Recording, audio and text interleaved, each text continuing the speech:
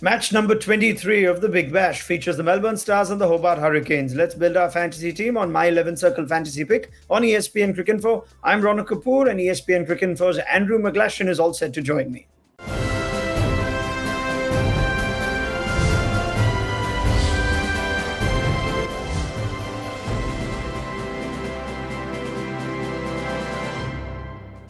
Right, let's go to our pro tip first up, and we're looking at David Malan very intriguingly now. His consistency at the T20I level makes him a compelling captaincy choice for this game, and the wicket at Hobart is likely to assist the stroke-making abilities of the likes of David Malan. Let's go to Andrew McGlashan, deputy editor in Australia and following the Big Bash very closely. Nasha, thanks for joining us. What do you make of that pro tip? David Malan all of a sudden is of high market value or high value in the Big Bash?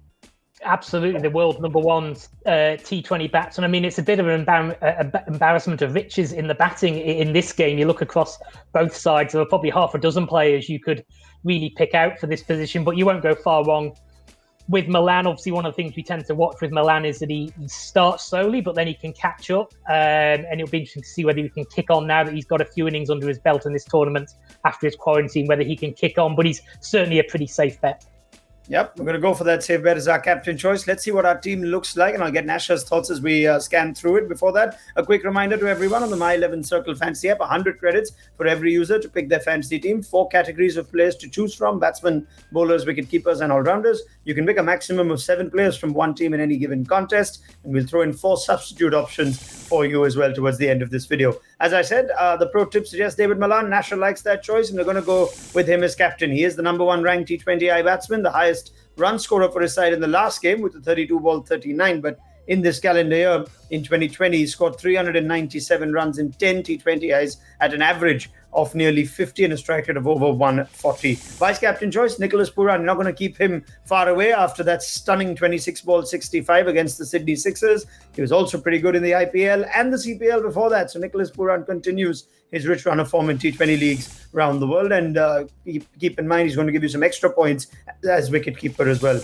Captains give you double the points and vice captains 1.5 times the points. Pick them carefully. We've gone for Malan and Pooran. In our top picks, Glenn Maxwell features. Whenever the Melbourne Stars play, you can never keep Glenn Maxwell too far. He's already the leading run scorer for the Stars this season with 179 runs in 4 innings, striking at over 140. A master of the middle overs where his numbers continue to be good, and of course he can get you points with ball in hand as well. Riley Meredith is there in our top picks. He's the joint leading wicket taker in this year's Big Bash with 10 wickets in 6 games so far at an average of 16 and a half. He's bowling quick, and in the absence of the experienced James Faulkner, he stepped up wonderfully for the Hurricanes last game with returns of 3 for 21. Looking at our topics, David Malan is captain, Nicholas Pooran is vice captain, Glenn Maxwell, Riley Meredith round up our top picks. Are these all sure shots for you, Nasha?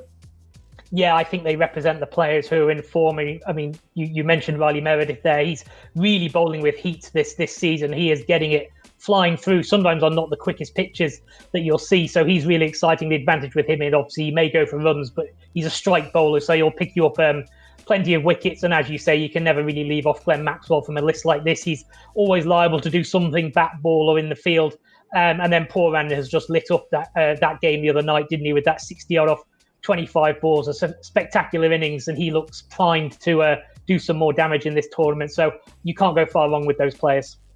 All right, fair enough. Let's go to some differential picks now. Liam Hatcher features. He picked up 3 for 28 in his debut game against Sydney Thunder. He carried on that form in the next game as well by becoming the most prolific bowler for the Stars this season. 9 strikes already in 4 games, average of just over 14. Tim David, along with Liam Hatcher in our differential picks. David's been enjoying a dream BBL season so far, 181 runs in 6 games, striking over 160. And even though he bats majorly at that number 6 position for the Hurricanes, he's been pretty consistent with 20-plus scores registered in all 6 games so far. So Liam Hatcher and Tim David in our differential picks. Our full teams, he's Pooran as our vice-captain choice and the keeper option that we'd recommend. Ben McDermott, David Malan, and Tim David, with Malan as captain choice for us. Marcus Stoinis, Glenn Maxwell, Darcy Short, solid picks you think in the Big Bash. Liam Hatcher, Riley Meredith, Nathan Ellis. Now our substitutes bench sees the likes of Colin Ingram, Scott Boland, Andre Fletcher, and Nick Maddinson. Nasha, any of those substitutes that you'd be tempted to swap into the team? Any more suggestions you'd like to give our viewers?